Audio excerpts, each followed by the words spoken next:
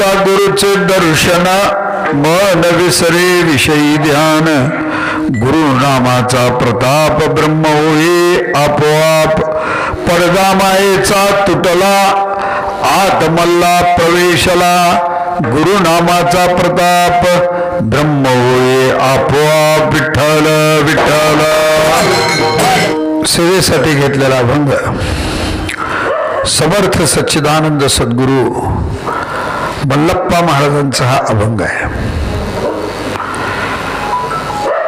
आज तुम्ही आम्ही इथे जे सगळे जमलो ते तुमचे आमचे समर्थ सद्गुरु ज्ञानेश्वर महाराज औसेकर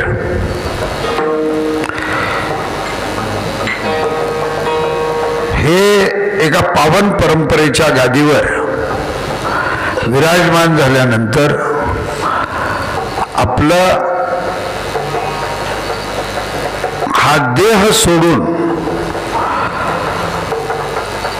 महाराज आपापल्या निजस्थानाला निघून गेले। आज त्याला 25वे वर्ष लागलं।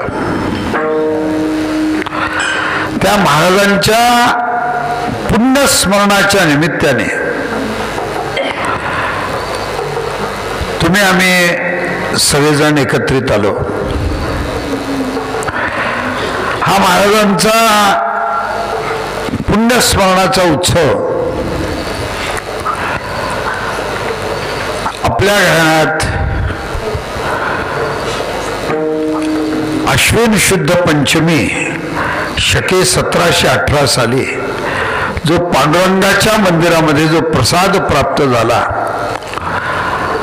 आज त्या प्रसादालाच आपण पूजा करून महाराजांच्या आसनावर विराजमान करून आज या उत्सवास आपण आरंभ केलो। विठ्ठल विठ्ठल।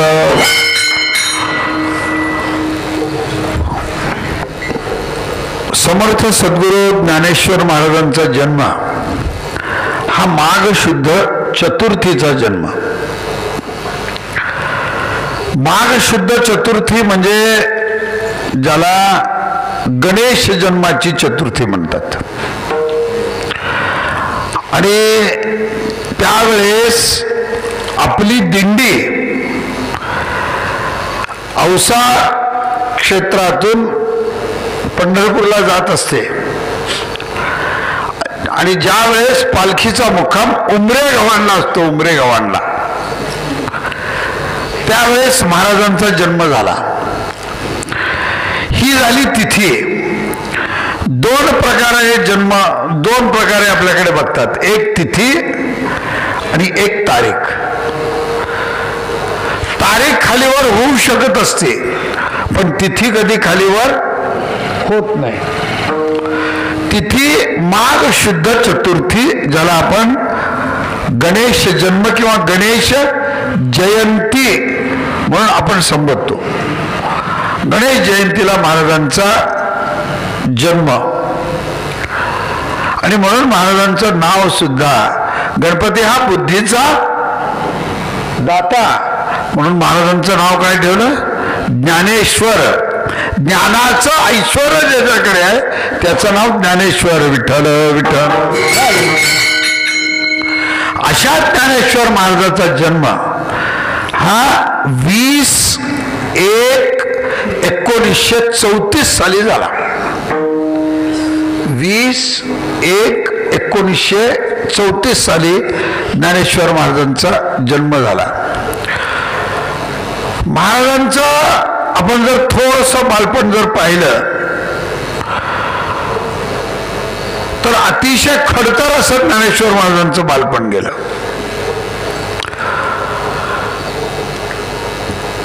ज्ञानेश्वर महाराज हे वयाच्या 9व्या वर्षी गादीवर बसले। वयाच्या 9व्या वर्षी ज्ञानेश्वर महाराज गादीवर बसले। थोडीशी आपण जर तुलना केली, आज सेवेसाठी घेतलेला हा जो अभंग आहे, हा अभंग आहे मल्लप्पा महाराजांचा। असं म्हणतात आमच्याकडे, जे जे काम मल्लप्पा महाराजांनी केलं ते काम सद्गुरु ज्ञानेश्वर महाराजांनी केलं. ऐश्वर्यामध्ये मल्लप्पा महाराजांनी परमार्थ केला. सद्गुरु ज्ञानेश्वर महाराजांनी ऐश्वर्यात परमार्थ केला. मल्लप्पा महाराज सुद्धा वयाच्या 9व्या वर्षीच गादीवर बसले आणि ज्ञानेश्वर महाराज सुद्धा वयाच्या 9व्या वर्षीच गादीवर बसले. पण ज्ञानेश्वर महाराज वयाच्या 9व्या वर्षी गादीवर बसले.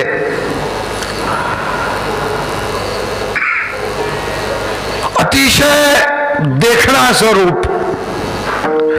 आम्हाला बघितल्यानंतर सांगावं लागतं की हे महाराज आहेत म्हणून. आमचं महाराजकीचं रूप हे वस्त्रावर अवलंबून आहे. आमचं महाराजकीचं रूप हे गंधावर अवलंबून आहे. आमचं महाराजकीचं रूप हे बाह्य अंगाच्या वेशावर अवलंबून आहे.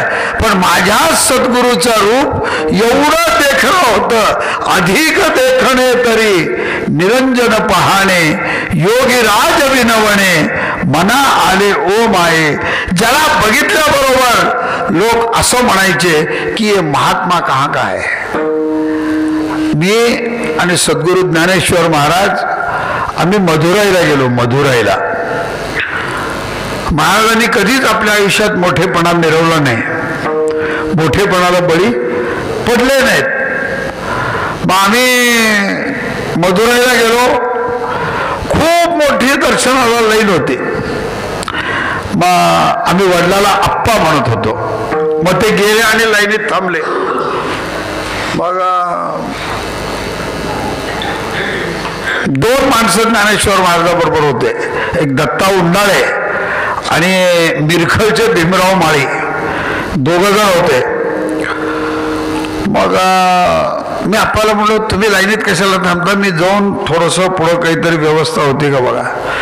नाही म्हणले लाईनीत जाऊन आरामशीर दर्शन घ्यायचं म्हणले. मग आम्ही 2 जण लाईनीत थांबलो. ते आम्हाला महाराजाचा अनुग्रह असल्यामुळे आमचा जीव कसावीच होत होता की महाराज लाईनीत कसं थांबायचं आणि महाराजांना दर्शन कसं द्यायचं. मग मी मागे पुढे केलं तर माझा असं हात पकडले, इथं थांब म्हणले उगे.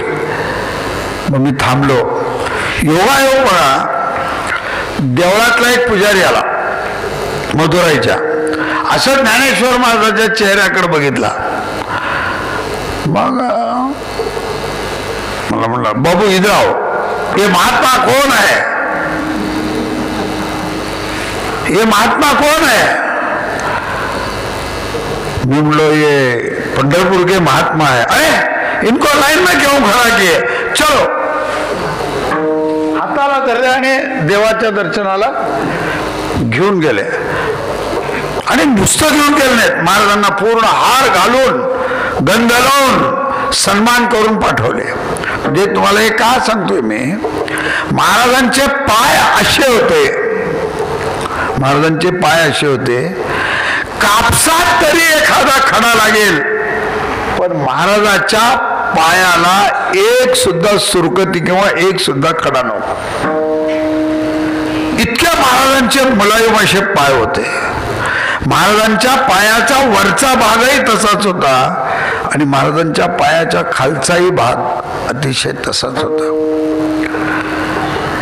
आणि महाराजांचं रूप तर असं होतं, अधरम मधुरम नयनम मधुरम. ज्यांना बघितल्यानंतर महाराज आपला शीर निघून जावा असं महाराजांचं रूप होतं बाह्य अंगाचं. आणि महाराज जर बसले तर असं वाटायचं की एखादा गणपती बसलाय काय की, ज्याचा जन्म गणेश जयंतीला झाला. बसल्यावर असं वाटायचं की महाराज बसल्यानंतर एक गणपती बसलेत काय की. कशाचाही अभिमान नाही.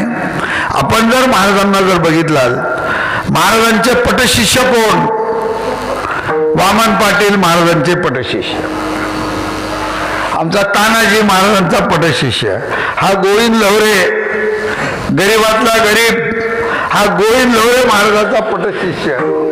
अशी जर यादी तुम्ही जर काढता लोकांची तर तुम्हाला 100-200 लोकांची यादी देतो की जो महाराजांचा परम भक्त. कोणी नाही, महाराज अशा लोकांना घ्यायचे आणि आरामशीर बसायचे. मला आश्चर्याचं वाटतं की पंढरपूरच्या वाळवंटामध्ये त्रयोदशीचं चक्री भजन करून आले की चतुर्दशीला महाराज ह्या सगळ्या झेंडेकरी, सगळे चोपदार आणि सगळे टाळकरी, म्हणजे ज्यांना सगळ्यांनी म्हणजे जवळ कोणी बसून घेणार नाहीत अशाला महाराज घेऊन बसवायचे. सगळ्याला स्वतःच्या पैशांनी चहा पाजवायचे. आणि असं एवढं सुंदर असं त्या महाराजाचं देखणं रूप. पण असा सगळा मित्रपरिवार. तुम्ही मला सांगा, त्या भिक्खूच्या अंगावर काशी जगद्गुरूचा हात ठेवायचं भाग्य जर कुणामुळे मिळालं असेल तर ते ज्ञानेश्वर महाराजांमुळे मिळालं. इतकं लक्षात घ्या. त्याचा हात काशी जगद्गुरूंनी त्याच्या अंगावर हात ठेवला भिक्खूच्या आणि त्याचा फोटो काढला. पण महाराजाचं रूप कसं, म्हणजे हे सांगायचं तात्पर्य काय की आम्हाला सांगावं लागतंय. हे पंढरपूरचे अध्यक्ष आहेत, हे गहिनीनाथ महाराज आहेत, हे एका पीठाचे महाराज आहेत. मग आम्हाला काय करावं लागतं, गंध लावावा लागतो, मुठ्ठी माळ घालावी लागते, मग महाराज म्हणून मिरवावं लागतं. पण महाराजांचं तसं नव्हतं. रात्री कधी जरी महाराजांचा चेहरा बघितला तरी एक महात्मा आहे असं दिसत होतं. एक महात्मा. दिवसभरात कधी तुम्ही भेटा, असे महात्म्याच्या पोटी सुद्धा जन्म घ्यायला कोटी जन्माचं पुण्य करावं लागतं. इतकं लक्षात घ्या. अशा महाराजांचा आज पुण्यस्मरण उत्सव आहे. पुण्यस्मरण उत्सव. आणि हा पुण्यस्मरण उत्सव म्हणजे बघा तुम्ही, शाहूच्या डोळ्यातून पाणी चाललंय बघा. न बोलता, न सांगता, न करता त्याच्या डोळ्यातून शाहूच्या पाणी चाललंय. हे ज्ञानेश्वर महाराजाच्या सेवेचं प्रतीक आहे. इतकं लक्षात घ्या. जे जे आप्पाच्या सेवेत आले, जे जे सद्गुरूंच्या सेवेत आले, ते सगळे माझ्या सद्गुरूंशी एकरूप झाले आणि माझ्या सद्गुरूंनी त्यांना सामावून घेतलं. इतकं लक्षात घ्या. आमच्या हरिभाऊचे वडील ज्ञानोमामा हे श्रावण मासात आजारी पडले. त्यावेळेस काही मोबाईलची सोय नव्हती, काही नव्हती, पण टंकॉलची सोय होती. मग ज्ञानेश्वर महाराजांचा डोळा गेला होता. आम्ही महाराजांना फोन लावला, आप्पा ज्ञानोमामा खूप आजारी आहेत. आणि मी श्रावण मास करत होतो त्यावेळेस, अजून गुरुबाबा महाराज गादीवर बसले नव्हते. मग आप्पा म्हटले काय, कशासाठी फोन केला. मी म्हटलो ज्ञानोमामा खूप आजारी आहेत आणि त्यांना गुरुचरणाच्या दर्शनाची ओढ लागली आहे. मग काय केलं पाहिजे. मग मी म्हटलो मला तर शिव सोडून जाता येत नाही. काही नाही म्हणले, आपण जायचं.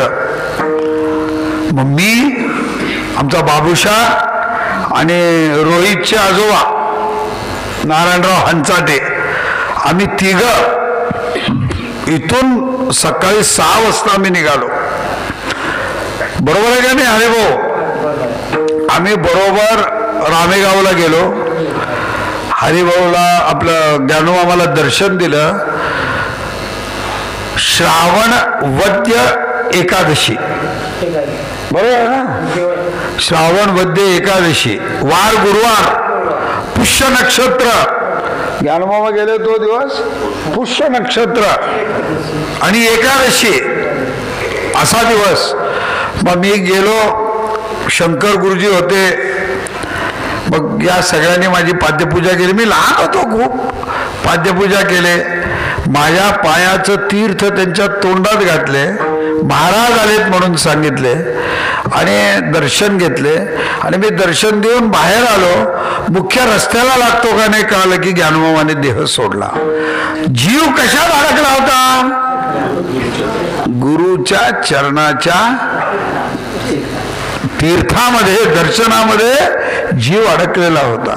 ज्ञानेश्वर महाराजांनी इतकं या लोकांची एकरूपता केली, इतकं सांगतो. असे सद्गुरू ज्ञानेश्वर महाराज वयाच्या 9व्या वर्षी गादीवर बसले. वयाच्या 9व्या वर्षी गादीवर बसले. एक प्रसंग तर असा आला महाराज की ज्ञानेश्वर महाराजांचा ब्लड प्रेशरनं एक डोळा गेला. मग त्यावेळेस नाथषष्ठीचा उत्सव हैदराबादला आमच्या एका शिष्याच्या घरी केला ज्ञानेश्वर महाराजांनी, जे निजामचे डॉक्टर होते. आणि त्यांच्या ज्या मंडळी होत्या कमलाबाई म्हणून, त्या ज्ञानेश्वर महाराजांच्या परमभक्त परमभक्त परमभक्त म्हणजे परमभक्त, ज्यांना सगळेजण कमलाबाई अम्मा म्हणायचे पूर्ण हैदराबादमध्ये. आणि त्यांचे मालक निजामाचे डॉक्टर होते. त्या कमलाबाई अम्मानी एकट्या त्या बाईनं सगळ्या नाथषष्ठीची सोय घरात केली. ज्ञानेश्वर महाराज दवाखान्यात होते. इतके मोठे अवघड प्रसंग आले. पुन्हा ज्ञानेश्वर महाराजांचे दोन्ही डोळे गेले. ज्ञानेश्वर महाराज त्यावेळेस म्हणायचे, आंधळ्याशी डोळे पांगुळ्याशी पाय, बहिरे ऐकती कानी रे. बरोबर माझा पांडुरंग मला डोळे दिल्याशिवाय राहणार नाही.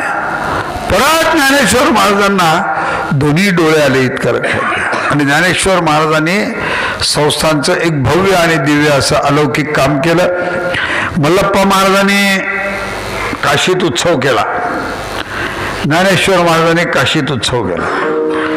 मल्लप्पा महाराजांनी हैदराबादला यवन वस्तीत उत्सव केला. ज्ञानेश्वर महाराजांनी हैदराबादला उत्सव केला. मल्लप्पा महाराजांनी राजवैभवात उत्सव केला आणि ज्ञानेश्वर महाराजांनी राजवैभवातच उत्सव केला. म्हणून मल्लप्पा महाराजांनी पौर्णिमेला देह सोडला. ज्ञानेश्वर महाराजांनी पौर्णिमेला देह सोडला. ज्ञानेश्वर महाराजांनी आदल्या दिवशी रात्री म्हणजे 10 जानेवारीला रात्री आणि 11 जानेवारीच्या पहाटे ज्ञानेश्वर महाराजांनी, आज महाराज रात्री आम्हाला बोलले, आम्हाला म्हटले काही नाही, आमची एक इच्छा आहे म्हणले शेवटची. बघा इच्छा काय होते. म्हटलं काय अप्पा काय इच्छा आहे? मला म्हणले मी आता इथून उजनीला जाणार आहे. माझी इच्छा अशी आहे की ओम श्री मल्लनाथाय नमः या महामंत्राचा जप 1.25 कोटी करायची माझी इच्छा आहे. मग म्हणलो आम्ही येतो, औषध आल्यानंतर बसून करू. नाही नाही नाही तयारीला लागा म्हणले करायच्या. साधू कसा असतो बघा, कळतं पण बोलत नाहीत, कळतं पण बोलत नाहीत. म्हणजे ओम श्री मल्लनाथाय नमःचा जप करायचा आहे. मग म्हटलं बरोबर करूयात. मग मी सगळ्या आमच्या योजना चालू झाल्या. कशाची योजना? रात्री बोलले 9 वाजता आणि पहाटे 4ला तर महाराजांनी देह सोडला.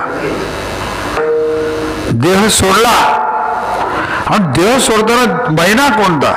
मासानाम मार्गशीर्षोहम, देवाला आवडणारा सगळ्यात मोठा महिना मार्गशीर्ष मास असं म्हणतात. देवाला आवडणारा पक्ष कोणता आहे? शुक्ल पक्षे गती हे त्याम. देवाला आवडणारा पक्ष कोणता आहे? शुक्ल पक्ष आहे. वार कोणता आहे? सोमवार आहे. आपल्या वारकरी संप्रदायामध्ये हरी आणि हराचं ऐक्य आहे. म्हणून महाराजांनी देह कधी सोडला? सोमवारी. त्यावेळेस मुसलमान लोकांचा रमजान चालू होता आणि लोक रोजेवर होते. रोज्यावर इकडं आजा झाली आणि महाराजांनी इकडं देह सोडला. आजा झाले, अजून आजो व्हायचं असं नाही, तिकडं आजा होत होती आणि महाराजांनी इकडं देह सोडला. बर, हे सगळं तर ठीक आहे, मुहूर्त कसा?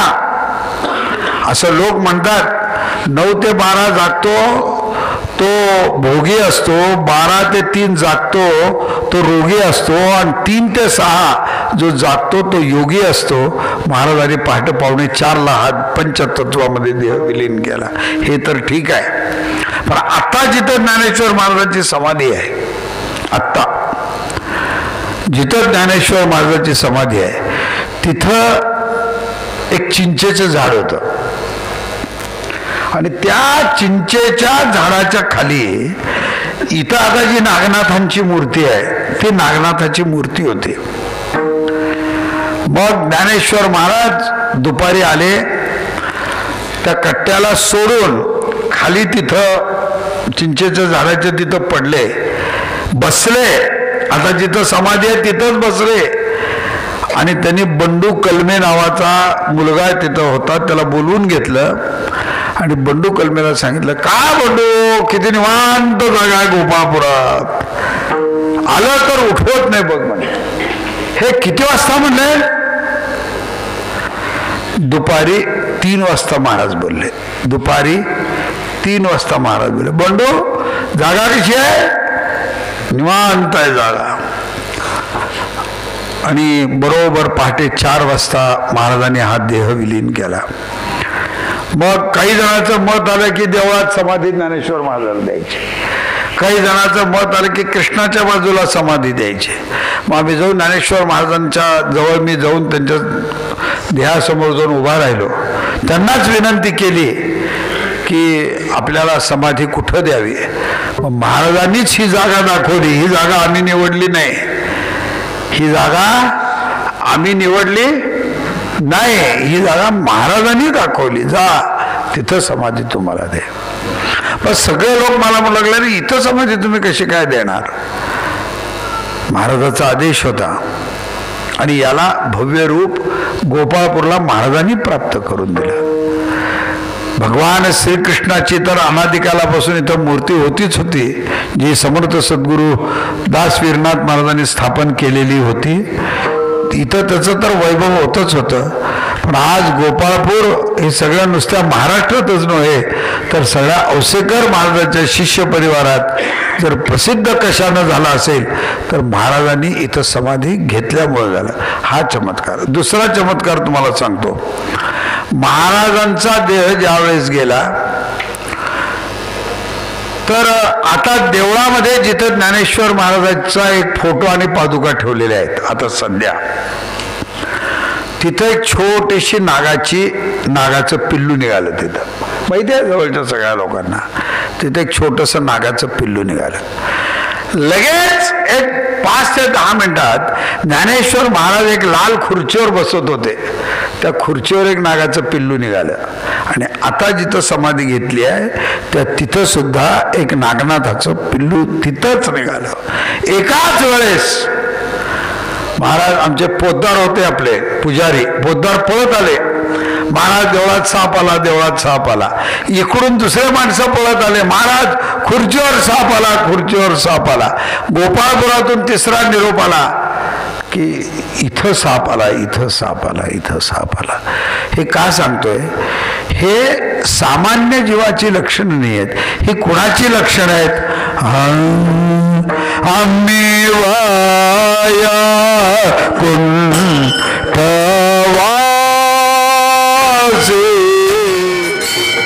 एक अनेक बघा अनेक चमत्कार देण्यासारखे आहेत.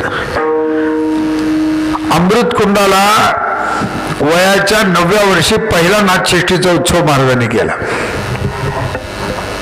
महाराजांनी तिथे मेले माणूस जिथं उठविलं. एका लेकराला आणून टाकलं होतं, पालखी त्याच्यावरून गेली आणि तो मनुष्य, तो पोरगा जिवंत झाला. पहिलं उदाहरण. माधव स्वामी ज्यावेळेस या गादीचे शिष्य झाले त्यावेळेस त्यांना ज्ञानेश्वर महाराजांनी सांगितलं की तुम्ही स्वामी आहात, तुम्हाला परमेश्वरानं एक जन्मजात एक अधिकार दिलाय आणि तुम्ही वारकरी संप्रदायाचे अनुयायी होण्यापेक्षा तुम्हाला पुन्हा त्रास होईल. ते म्हणले माझा जीव गेला तरी हरकत नाही, पण मी माळ घालून घेणार. माधव स्वामींनी माळ घालून घेतली आणि गुंडूरचा उत्सव करून आल्यानंतर पहिला माधव स्वामीला अमृतकुंडावर ज्ञानेश्वर महाराजांनी साक्षात दर्शन दिलं. म्हणजे असं नाही की दिसलं दिलं गेलं स्वप्न दृष्टांत झाला, असं नाही. ह्याला खूप अनेक जन्माचं याचं पुण्य करावं लागतं. आणि असं एक ज्ञानेश्वर महाराजांचं तेजपुंज शरीर ते बसले, ते एका परंपरेच्या गादीवर बसले. आदिनाथ मच्छंद्र गोरक्ष गहिनी निवृत्ती ज्ञानदेव देवनाथ चुडानाथ गुंडानाथ वीरनाथ मल्लनाथ दासवीरनाथ एवढी अशा परंपरेच्या गादीवर बसले. महाराज ज्ञानेश्वर महाराजांचं चक्री भजन जे होतं, विरामणे त्यांची. महाराज जेव्हा चक्री भजन करायचे होते, मला एक आज आठवत आहे, महाराजांचा देह जाण्याच्या आधी म्हणजे 2000 साली आपण आपल्या नाथ सभागृहामध्ये एक सहस्रचंडी यज्ञ केला. काय सर काय सहस्रचंडी यज्ञ केला. तर त्याला महाराष्ट्रातले प्रसिद्ध ब्राह्मण बोलवले होते. त्यात एक दीक्षित गुरुजी म्हणून बोलवले होते. दीक्षित गुरुजी श्रीकृष्ण शास्त्री गोडसे गुरुजी. गोडसे गुरुजी ते श्रीकृष्ण शास्त्री गोडसे गुरुजी आले. ते वेद जर म्हणत बसले तर असं वाटायचं की कुठं पत्रे उडून जातात का काय की. इतकं ज्यांच्या तपात सामर्थ्य, म्हणण्यात एवढं सामर्थ्य त्यांचं. मग ते पहाटे बरोबर 4:30-5 येऊन त्या कुंडाच्या समोर येऊन बसायचे यज्ञाच्या. आणि यज्ञाच्या कुंडाच्या तिथे येऊन बसल्यावर आमच्या ज्ञानेश्वर महाराजाला पहाटे 4:30-5 मंगल त्या नाथ सभागृहामध्ये फिरायची सवय. ज्ञानेश्वर महाराज लुंगी घालून लुंगीवर आरती करून ज्ञानेश्वर महाराज फिरू लागले होते बनियान अंगात. मग गोडसे गुरुजी म्हणले, गहिनीनाथ इकडे या. हे कोण आहेत? काय आमचे वडील कोणाला भीत नव्हते. ते कुणी राहो त्याला सरळ सांगायचे. कुणालाही चुकलं तर माझे वेळ बघा आणि वेळेप्रमाणे कामाला लागा म्हणायचे. कुणी म्हणायचे खर्च करायचा, तुझी पात्रता बघून खर्च कर म्हणायचे. एखाद्यानं जास्त दक्षिणा दिली तर एवढी दक्षिणा द्यायची नाही, हे पैसे परत घे म्हणायचे. झोळी ताटात टाकलेले पैसे परत करणारा गुरु मी पाहिला म्हणजे सद्गुरु ज्ञानेश्वर महाराज पाहिला. पैसे घ्यायचे नाहीत, त्याला म्हणायचे आपली पात्रता बघ आणि दक्षिणा दे. मोठे गावातला मोठेपणाला ह्यानं पैसे दिला म्हणून तू मोठेपणाला जाऊ नको. हा जेवण सुद्धा मी ज्ञानेश्वर महाराजांच्या बरोबर पिवळ्याची भाकरी आणि हरभऱ्याची भाकरी खाल्लेला माणूस आहे मी. ते म्हणायचे अरे आपल्या पात्रतेनं करायचं, पात्रतेपेक्षा काय म्हणायचे. मग महाराज ते म्हणले इकडे. मी म्हणलो महाराजांनी ह्यांना काही तर दणका दिला म्हणलो गुरुजीला. मी घाबरलो एकदम. बरं मला गुरु म्हणून वडिलाला काही बोलता येत नव्हतं आणि त्यांना निमंत्रण केलं म्हणून त्या ब्राह्मणाला काही बोलता येत नव्हतं. सहस्रचंडीचा मोठा यज्ञ, मोठे मोठे महाराष्ट्रातून 9 घनपाटी बोलवते आपण. मग बोलवले. मग म्हणलं मला म्हटलं हे कोण आहेत? म्हणलं माझे वडील आहेत, यांचाच अनुग्रह मला आहे. म्हणले काय तेज आहे म्हणले या माणसावर. अरे बापरे म्हणलं. वा वा म्हणजे यांचं चालणं म्हणजे राजहंसासारखं चालणं आहे. म्हणजे यांचं डुलणं म्हणजे राजहंसासारखं डुलणं आहे. मी दंडवत घातलो त्या गोडसे गुरुजींना. आणि मग आमचे आप्पा बघा, मग मी लगेच आप्पाला म्हणलो, आप्पा म्हणले काय म्हणले रे गुरुजी? मी म्हणलो तुमचं चालणं, आपलं चालणं राजहंसासारखं आहे, आपलं डुलणं राजहंसासारखं आहे. असली स्तुती ऐकायची नसते म्हणले कानाला. असली स्तुती ऐकली तर अभिमान येतो. असली स्तुती ऐकली तर अभिमान येतो. ऐकायचं नाही म्हणले असली स्तुती, सोडून द्यायचं म्हणले तिथल्या तिथं, झटकायचं उठायचं. असे संस्कार आम्हाला आमच्या गुरूंनी दिले. असे संस्कार आमच्या गुरूंनी आमच्या दिले. अरे परमार्थ करणारा तर कुणी परमार्थ करायला लावते रे. जे परमार्थ आयुष्यात कधी केला नाही त्याला परमार्थ करायला लावणारा तो खरा सद्गुरू म्हणायचा. असं शिक्षण ज्ञानेश्वर महाराजांनी आम्हाला दिलं.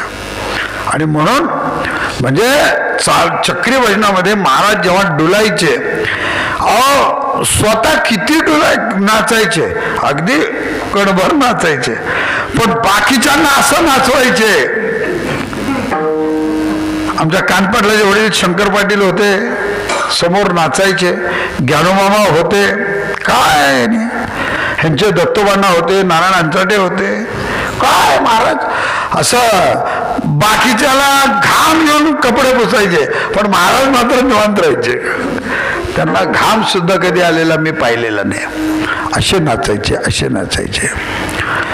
म्हणजे भिक्खू सारख्याच्या दिमडीच्या समोर नाचून त्या भिक्खूला मोक्ष देणारे आणि स्वतःही मोक्ष घेणारे म्हणजे कोण आहेत तर ते माझे सद्गुरू ज्ञानेश्वर महाराज आहेत. लक्षात घ्या. भिक्खूला दिमडी वाजवायला लावायचे, त्याला काय ठेका वाजवायचे ते त्याचं त्यालाच कळायचं. त्याचा ठेका आम्हाला कळायचा नाही. हो, आणि त्याला त्याच्या ठेक्यात, त्या भिक्खूच्या ठेक्यात महाराज काय व्हायचे? एकरूप व्हायचे. एकरूप. कसे एकरूप व्हायचे? टाळा टाळी लोपला नाद. महाराज त्या भजनाशी एकरूप व्हायचे. एकरूप असं महाराज म्हणायचे. माझी एक इच्छा आहे म्हणायची, एक इच्छा.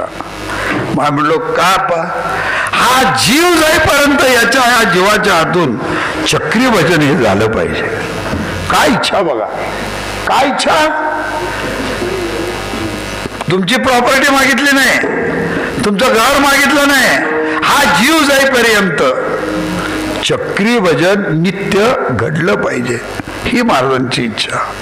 काही काय त्या चक्री भजनावर निष्ठा असेल. महाराज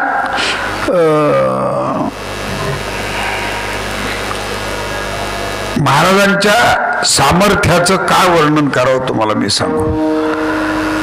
त्यांच्या सामर्थ्यांचं, महाराजांच्या आशीर्वादाचं. हो, काय झालं, मला म्हणजे थोडासा राग खूप जास्त होता, आताही आहे पण त्यावेळेस अजून जास्त होता. मग त्यांना सवय पहाटे 4-4:30ला उठायचे.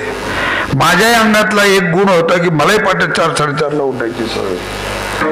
गेले की घेऊन बसायचे. मला एकदाच म्हणाले, आयुष्याचं एकदा कल्याण करायचं जर असेल, तुझा राग जर शांत करायचा असेल तर एकदा भागवत वाच म्हणले. राग शांत. जास्त काही सांगायचे नाहीत, सोपं सोपं सोपं सोपं सोपं सांगायचे, अवघड काही सांगायचे नाहीत.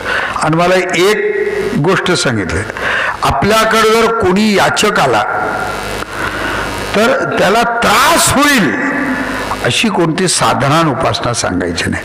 तो त्रासातून तुमच्याकडे आला असतो, त्याला त्रासातून कसं मुक्त करायचं ही विद्या त्याला द्या. विठ्ठल विठ्ठल म्हणजे त्रासातून मुक्त व्हायचे. महाराज 4थी शिकले होते, अमेरिकेला जाऊन आले. महाराज 4थी शिकले होते, महाराज लंडनला जाऊन आले. महाराज 4थी शिकले होते, पंढरपूरचा मठ बांधून काढले. महाराज 4थी शिकले होते, हैदराबादचं घर करून काढले. महाराज 4थी शिकले होते, निलंग्याची बाहेरची पूर्ण ती गोसावींची जागा महाराजाच्या हातावर खरेदी झाली. महाराज 4थी शिकले होते, गोपाळपूरचा विकास ची सुरुवात ही ज्ञानेश्वर महाराजाच्या हातावर झाली. लक्षात घ्या.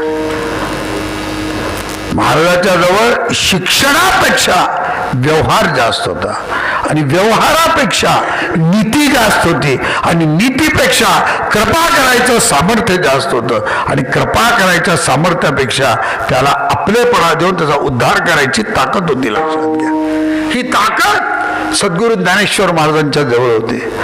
अशांच्या छायेखाली आज आम्ही वाढलो, आम्ही राहिलो. हो, महाराजांनी शिष्याला सुद्धा व्यवहार शिकवला. कानपाटलाला सांगायचे, आता कानपाटील समजा त्या काळात पैशाला फार किंमत होती, त्या काळात पैशाला फार किंमत होती. मग कानपाटलांनी 10 रुपये जर ज्ञानेश्वर महाराजाला ठेवले, किती?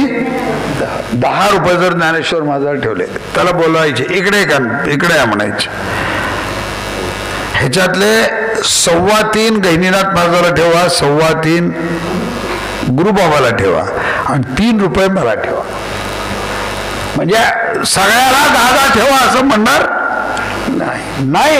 दिलेल्या 10 रुपयात वाटणी करत असताना सुद्धा आपल्या शिष्याला जास्त वाटणी करणार आणि गुरु स्वतः कमी घेणार. हे जर शिकायचं कुणाकडून असेल तर ते ज्ञानेश्वर महाराजांकडून शिकावं लागेल.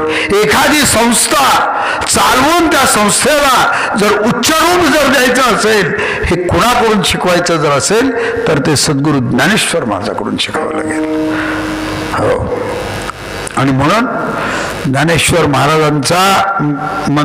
महाराजांना हे 2 डोळे गेले. महाराजांचे डोळे गेल्यानंतर परिस्थिती एवढी वाईट होती की शंकरा नेत्रालयाला जाताना पैसे नव्हते. पैसे काय शांबो, पैसे नव्हते. मग आपा बॅग ओढायचे, त्या बॅगेत एवढा पितळाचा डबा होता, ते चावी अशी लावायचे. मग पितळाचा डबा काढले, पैसे मोजले, पैसे नव्हते. मग मला म्हणले, तू येऊ नकोस, तू एक काही 5-6 गावं सांगितले मला, तू या गावाला जा आणि जाऊन देणगी कर आणि मला पैसे घेऊन पुन्हा तू आणि शंकरराव दोघे या म्हणले पुन्हा. मग आप्पा गेले. महाराज आज इथं आमच्या सिंधुताई बसल्यात, त्यांची आई खडी साखरेवर ज्ञानेश्वर महाराजांना डोळा यावं म्हणून गुरुवार केला. त्यांनी डोळा केला. आमचा भिक्खू एक वेळ जेवत होता. आमचे बाबूशाचे वडील विरसनप्पा पूर्ण त्यांनी दाढी सोडली होती. महाराज कशासाठी? तर ज्ञानेश्वर महाराजांना डोळा. अशा मी असंख्य असंख्य असंख्य शिष्य लोकांनी ज्ञानेश्वर महाराजांनी कोणतं ना कोणतं तरी व्रत केलं, त्याच्यामुळे गेलेले डोळे पुन्हा परत आले. लक्षात, हे कुणामुळे आले तर शिष्याच्या तपश्चर्येमुळे आणि शिष्याच्या भक्तीमुळे दोन्ही डोळे आले. इतकं लक्षात घ्या. हो, लक्ष्मीबाई पाटलीला हार्ट अटॅक आला. त्यांना त्यांच्या मुलांनी, त्यांच्या सुनानी, त्यांच्या मुलीने सगळ्यांनी सांगितलं की तुम्ही दंडवत घालायचं नाही, घातलं तर पुन्हा हार्ट अटॅक येतात. देवळापासून ते गोपाळपूर पर्यंत केवळ ज्ञानेश्वर महाराजांचा देह गेल्यानंतर सुद्धा त्यांनी दंडवत घातलं. लक्षात, अशी किती उदाहरणं द्यावेत. आज ती बिचारी जानकाबाई पाटलीन आज आहे, ती खरं तर आता वयोवृद्ध झालेली आहे. तिचे कितीतरी लेकरं गेले, अमुक झाले तमुक झाले. आप्पा म्हणते तू ये माझ्याजवळ, राह तिथं त्या घरात, तुझ्या केसाला जरी धक्का लागला तर त्याचा जिम्मेदार मी आहे. म्हणजे आम्ही काहीतरी देऊन काहीतरी करून आम्ही लोकांना प्रयत्न करतो. पण ज्ञानेश्वर जयाचैनी वाक्य उजवडे, जाहले चित्त निदडे, ब्रह्माचैनी पाडे निशंक होय. हे सामर्थ्य माझ्या सद्गुरू ज्ञानेश्वर महाराजांच्या शब्दामध्ये होतं. अशा सद्गुरूचं दर्शन घेतलं तर एकदा दर्शने प्रशस्ते पुण्यपुरुषा, अशा सद्गुरूचं जर आपण एकदा जर दर्शन घेतलं, एकदा नुसतं त्या महाराजांच्या चरणावर जर मस्तक ठेवलं, मन विसरे विषयी ध्यान. परमार्थात काय लागतं? मनाची अस्थिरता काढून टाकावी लागते. ते 2 वाक्य ज्ञानेश्वरीत. हे मन कैसे केवढे ऐसे पाहो म्हणो तरी न सापडे एरवी राटावया थोडे त्रैलोक्य जया चंचलम ही मन कृष्ण मन एव मनुष्याणाम कारणम बंध मोक्षयो. असं जे मन आहे त्या मनाला जर स्थिर करायची जर ताकद कोणाची जर असेल तर त्या सद्गुरूच्या पायात आहे. विषय व्याळे मिठी दिदलिया मुठी ताठी ते तुझे गुरुकृपा दृष्टी निर्विषय होय. सद्गुरूची कृपा प्राप्त व्हावी लागते पण सद्गुरूला ओळखता यावं लागतं. आज खरं तर आज मला आत्ता शंकरराव पोद्दाराचा फोन आलता. पांडुरंगाच्या दर्शनाला गेले होते. शंकरराव पोद्दार आमच्या मतकट्टीचे ते म्हणले ज्ञानेश्वर महाराजांकडून अनुग्रह घेतले. ते म्हणले मला तर आता वेदांत शिकायचा आहे पण महाराज आता मला वेदांत कसा सांगतील काय सांगतील.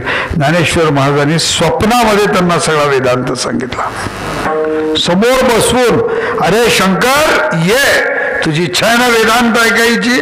मी इंदापूरला त्यांच्या तिथं बांधकरांकडे कीर्तनाला ज्यावेळेस जात होतो त्यावेळेस मला म्हणले महाराज इतकं सामर्थ्य माझ्या सद्गुरूमध्ये आहे. मला माहिती आहे आज श्री विठ्ठल रुक्मिणी मंदिरे देवस्थान समितीचं सहअध्यक्षपद किंवा कार्याध्यक्षपद हे जर मिळालं असेल तर 2 गोष्टींमुळे माझ्या आयुष्यात मिळालं. एक माझी समर्थ सच्चिदानंद सद्गुरू वीरनाथांची गादी आणि दुसरं माझ्या सद्गुरूंचा केवलम गुरुकृपाही केवलम गुरुकृपाही केवलम गुरुकृपाही. त्या गुरुकृपेमुळं आज असाध्य ते साध्य तुम्हाला प्राप्त होत असतं. विठोबारकुमाई. म्हणून महाराजांना नुसतं बघितलं तर महाराजांचा विषय नाश होतो. आमचे आता हैदराबादला आलेले आहेत ते मला वाटतं आज अमेरिकेला गेले असतील डॉक्टर रूपलाल महाराज. त्यांनी सद्गुरू ज्ञानेश्वर महाराजांना अमेरिकेला बोलवलं. किती महाराजांची सेवा केली. ज्ञानेश्वर महाराज अमेरिकेला जाऊन आल्यामुळेच मी आणि आदरणीय गुरुबाबा महाराज अमेरिकेला जाऊ शकलो. आमच्या सामर्थ्यावर आम्ही गेलो नाही. आमचे सद्गुरू गेल्यामुळे आम्ही अमेरिकेला जाऊन आलो. इतकं लक्षात घ्या. हे केवळ सामर्थ्य ज्ञानेश्वर महाराजांचं होतं. आईचं प्रेम वडिलांनी दिलं, वडिलाचं प्रेम वडिलांनी दिलं, मित्राचं प्रेम वडिलांनी दिलं, दोस्ताचं प्रेम वडिलांनी दिलं आणि जगाचं प्रेम कोण दिलं असेल तर ते वडिलांनी दिलं. पैसे असल्यावर तर कुणी प्रेम देतं.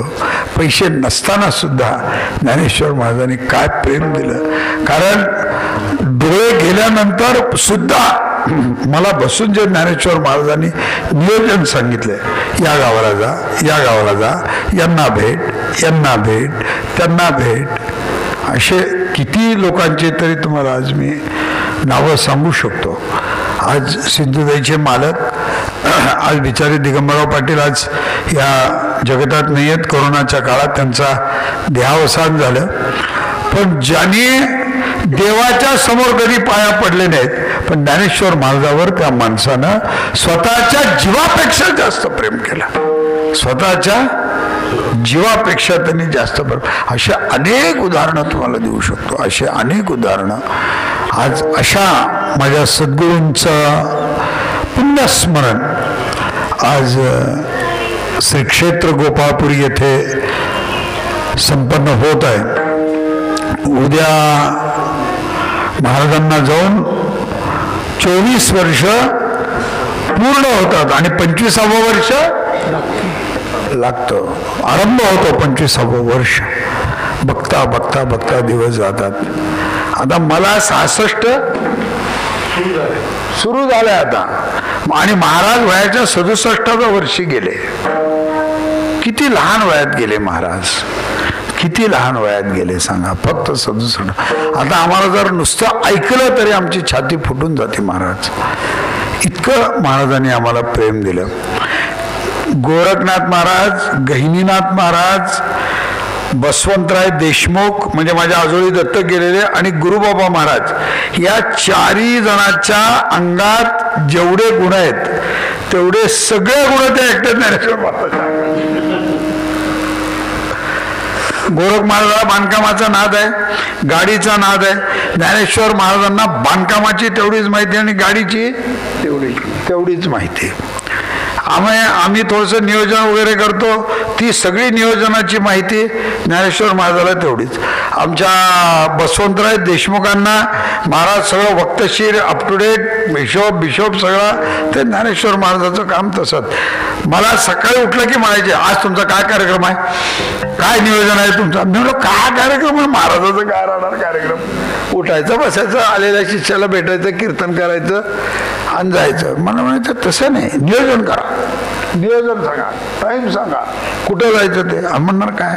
आणि परमार्थातली आवड जेवढी गुरुबाबा महाराजांना आहे तशीच आवड ज्ञानेश्वर महाराजांना होते. ज्ञानेश्वर महाराजांनी आपल्या आयुष्यात खूप मोठं तपश्चर्या केली. अहो गादीवर कधी बसतो माणूस, काय कुणी सामान्य बसतो काय. ज्याने आपल्या आयुष्यात समर्थपणे सामर्थ्य घेऊन तपश्चर्या केली तोच गादीवर बसू शकतो. ते सामर्थ्य सद्गुरू ज्ञानेश्वर महाराजांच्या जवळ होतं. म्हणून ज्ञानेश्वर महाराज सुद्धा त्याच ह्याच्यात. आम्ही 14 भावाच्या अंगात वेगळे वेगळे वेगळे वेगळे वेगळे गुण आहेत. 4ही भावाचं कॅल्क्युलेशन एक केलं तर ते कॅल्क्युलेशन ज्ञानेश्वर महाराजांच्या जवळ होतं. हो, खूप सामर्थ्य. आणि कसलाही माणूस येऊ द्या, मग तो रागाने येऊ द्या, प्रेमाने येऊ द्या. काय झालं, मी सांगू नये ही गोष्ट पण सांगतो. ते आमच्याकडे मल्लप्पा महाराजाच्या काळात त्यांनी असा प्रसाद काही शिष्य लोकांना दिला. तो विशेषतः प्रसाद हैदराबाद भागात दिला, बाकी कुठं बाहेर दिला नाही. मग तिथे एकाला प्रसाद दिला, त्या भावात भांडणं लागले. प्रसाद तुझ्याकडे का, प्रसाद माझ्याकडे, प्रसाद तुझ्याकडे का, प्रसाद माझ्याकडे. मग ते एक भाऊ काय केला, त्याला वाटलं महाराज ह्याच्याकडूनच जाणार, महाराज माझ्याकडून येणार नाही, म्हणून त्याला कोर्टात गेला. आता कोर्टात देवाला घेऊन गेला त्यानं, आणि त्या कोर्टात नाव घातलं ज्ञानेश्वर महाराजाबरोबर माझं. म्हणजे त्याची भावनाही चांगली होती.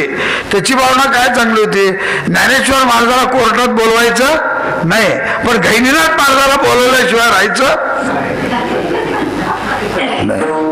मग असं झालं. मग तो आला महाराजाला, अब तुम कैसा करणे वाला है, तू कोर्टात घातलास ना, ते बघ तुला न्याय पाहिजे. त्याला महाराजांनी समजावताना मी होतो समोर. महाराज त्याच्याशी असं बोलले, इतकं चांगलं बोलले, तरी जाऊन कोर्टातून आपोआप तारीख आपली आपण काढून घेतली. महाराज हे सामर्थ्य ज्ञानेश्वर महाराजांच्या मध्ये होतं. आणि दुसरी गोष्ट, वेळ गेल्यावर कधी काम केलं नाही महाराजांनी, वेळेत काम केलं. वेळेला महत्व किती द्यायचं आणि कसं द्यायचं हे जर शिकायचं असेल तर ते सद्गुरू ज्ञानेश्वर महाराजांकडून शिकावं लागेल. अजून एकदा सांगतो, वेळेला किती आणि कसं महत्व द्यायचं हे जर शिकायचं जर असेल तर ते सद्गुरू ज्ञानेश्वर महाराजांकडून शिकावं लागेल. शांभाऊचं लग्न होतं, दुसरं लग्न होतं शांभाऊचं. मग आम्ही सोलापूरला चाललो होतो. 12:15 झाले. ते ड्रायव्हरला सांगितलं, बाबूशाला गाडी थांबव. मी म्हणलो कशाला, काय कधी बोलत नाहीत महाराज. गाडी थांबवले. मग एक अक्षरा काढले खिशातून, त्या तोंड केले शांभोच्या त्या तिकडं गावाकडं, आणि अक्षता टाकल्या. म्हणजे कुणाचं डोकं, अरे ते शांभो ब्राह्मणाच्या पोराचं लग्न आहे, दुसरं लग्न आहे, पुढं चांगलं होऊ दे म्हणलं त्याचं. म्हणजे अनुपस्थितीमध्ये सुद्धा अक्षता टाकून त्याचं कल्याण करायची जर इच्छा जर कोणाकडे जर असेल तर ती सद्गुरू ज्ञानेश्वर महाराजांकडे आहे. कान पाटील कुठं तर नोकरी करायला गेले असते, पण कान पाटलाला सांगितलं की तुमच्या नोकरीपेक्षा सुद्धा अलगुड ग्रामामध्ये आणि विशेषतः तुमच्या घराण्यामध्ये चक्री भजनाची परंपरा आहे. तुम्ही नित्य चक्री भजन केलं पाहिजे. आपलं चक्री भजन याचं जतन कसं झालं पाहिजे हे सद्गुरू ज्ञानेश्वर महाराजांकडून शिकलं पाहिजे. आज आम्ही खरे अध्यात्मात तयार झालो, आम्ही खरे परमार्थाचे साधक झालो, हे आमच्या अंगातल्या गुणामुळे झालो नाही, तर आमच्या सद्गुरूच्या कृपेमुळे झालो. आम्हाला सद्गुरूंनी दिलेल्या मार्गदर्शनामुळे आम्ही झालो. आणि नाहीतर आज कान पाटील कुठं तर नोकरी करत बसून एक 30-40 हजार रुपये कमवत बसला असता. पण आज परिसरात लोक कानपाटलाच्या पाया पडतात. का पाया पडतात? रोज नित्यनेमाने चक्री भजन केलं, पंढरपूरची वारी केली, यांच्या गावात आज 50 मुलं चक्री भजनाला तयार केले. हे कुणामुळे? सद्गुरू ज्ञानेश्वर महाराजामुळे. ज्ञानेश्वर महाराज म्हणजे एक दिसायला सामान्य पण अति दिव्य आणि सामर्थ्यवान सत्पुरुष जर कोण असेल तर ते सद्गुरू ज्ञानेश्वर महाराज आहेत. आज अशांचं पुण्यस्मरण.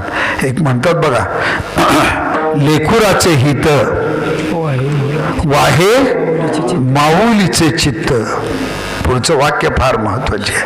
ऐसी कळवळ्याची जाती करी लाभाविण प्रीती. तुमच्याकडून काही अपेक्षा करणार नाही, तुम्हालाच कृपा करून जाणार. पोटी बारो आहे त्याचे सर्वस्व हीच आहे. तुका म्हणे माझे, तुका म्हणे माझे,